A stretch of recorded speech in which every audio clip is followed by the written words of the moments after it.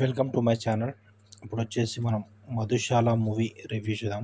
ఇది వచ్చేసి ETV విన్లో streaming అవుతుంది. ఫస్ట్ మన ఛానల్ సబ్స్క్రైబ్ చేసుకోండి.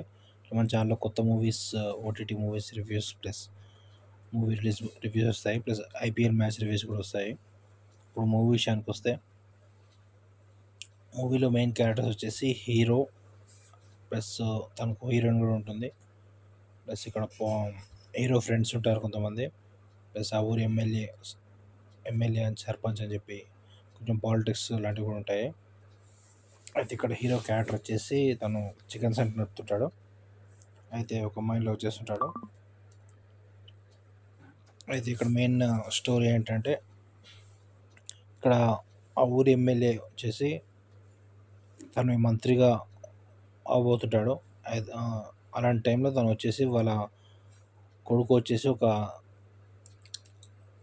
ఎస్సీ పల్లెటూరు వాళ్ళని అమ్మాయిని ప్రేమించిందని చెప్పి తన పాలిటిక్స్ కోసం దళిత వర్గాన్ని మ్యారేజ్ చేపిస్తుందని చెప్పి తన పాలిటిక్స్ కోసం తను యూజ్ చేసుకుంటాడు. అక్కడ నుంచి స్టోరీ డిఫరెంట్ స్టోరీ లాగా వస్తుంది. అయితే అక్కడ వాళ్ళ కోడల్ని కిడ్నాప్ చేయాలని చెప్పి ఒకరు ప్లాన్ చేస్తున్నారు. కిడ్నాప్ ఎవరు ప్లాన్ చేశారు ఏంటి, కిడ్నాప్ ప్లస్ మర్డర్ ప్లాన్ చేయాలని చెప్పి ఒకరికి అప్పగిస్తారు. ఆ అప్పగించటంలో ఈ రాధికా శరత్ కుమార్ కూడా ఉంటుంది మనలో.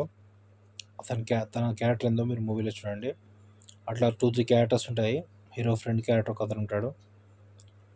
సో అంతకు హీరోయిన్ ఏమైంది, హీరోయిన్ ఎవరు కిడ్నాప్ చేస్తారు, హీరోయిన్ కిడ్నాప్ చేయడానికి హీరోకి అప్పగిస్తారు.